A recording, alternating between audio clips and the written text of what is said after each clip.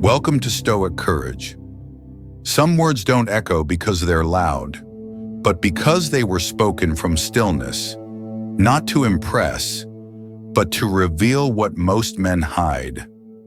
In this video, you'll discover 6 phrases that don't chase her attention.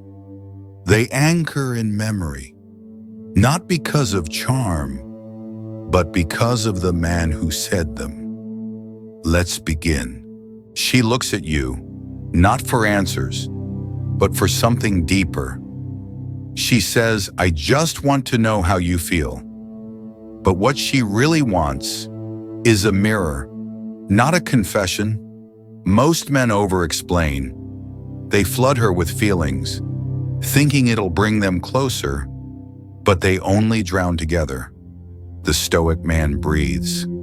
He sees the fog and cuts through it with quiet certainty.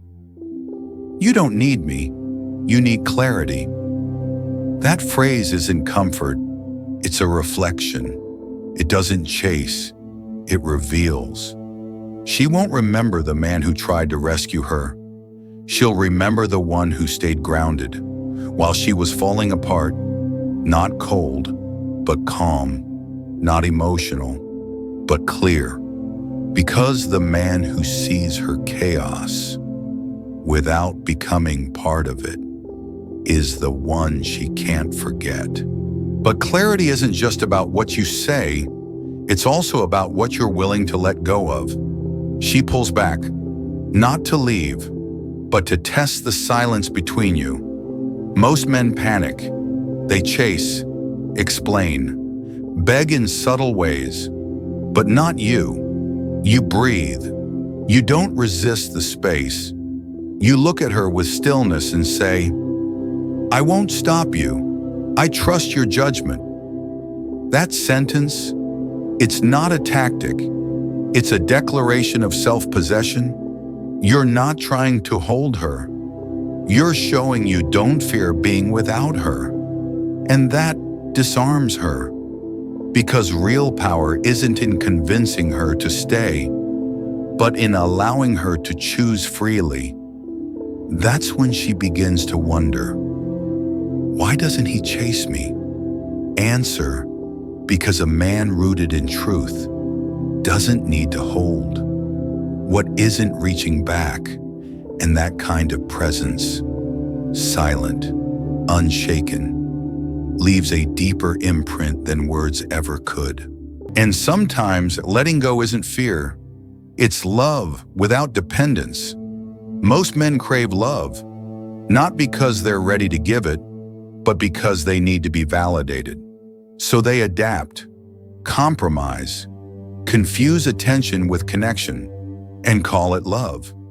But a Stoic man knows, love is not something to receive blindly. It's something to offer consciously. So when she asks, "Why don't you open up more?" he calmly says, "I'm not here to be loved. I'm here to love wisely." Because love without awareness becomes dependence. Affection without strength becomes surrender. He doesn't seek to be adored. He seeks to remain aligned. And in that quiet alignment, she feels something rare. Not a man who needs love, but a man who knows how to give it without losing himself. That's unforgettable. But love without stability becomes noise. And in chaos, the Stoic man doesn't speak louder, he speaks less. Storms don't ask for your opinion, they pass on their own. But most men argue with thunder, thinking their reaction gives them power. A raised voice, a sharp reply, a need to win the moment. The Stoic man does none of that. He sees the storm and says quietly, "I don't argue with storms, I wait them out." Because not every emotion requires a response. Not every fire needs fuel. And silence, when rooted in strength, does more than any clever comeback. She may scream, she may test, but when you remain calm, you teach her something no words can. True power doesn't react, It reflects, because storms come and go, but some emotions try to take up permanent space. She's upset. You feel it. And like most men, the instinct is to fix it, to soothe, to absorb, to carry her pain. But that's not love. That's self-erasure. The Stoic man doesn't rush in. He doesn't drown in emotions that aren't his. He holds space, but keeps his center. And when the moment comes, he speaks without guilt. Your emotions are yours. I won't carry them for you. Not to dismiss her, but to respect her, to trust that she's strong enough, to hold her own feelings. Because when a man takes on what isn't his, he turns love into obligation and support into resentment. But when he stands beside her, not above, not beneath, just still and present, she feels something deeper than rescue. She feels trusted. And when you've honored her boundaries, there may come a time when you must honor your own. Some men leave with noise, drama, last words designed to sting. The Stoic man leaves differently. He doesn't slam doors. He doesn't demand closure. He just stops showing up, not out of pride, but because peace is no longer present.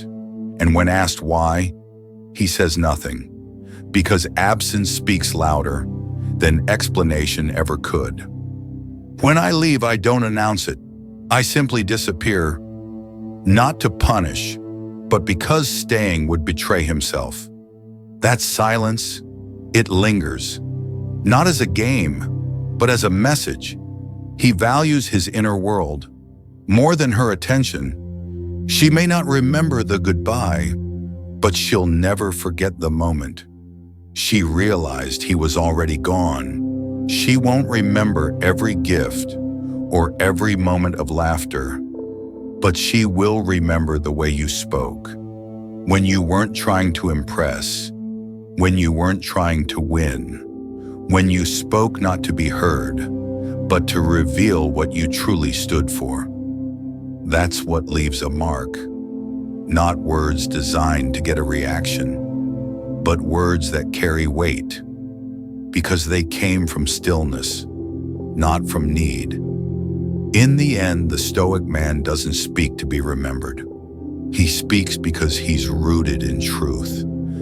And paradoxically, that's exactly why she never forgets him.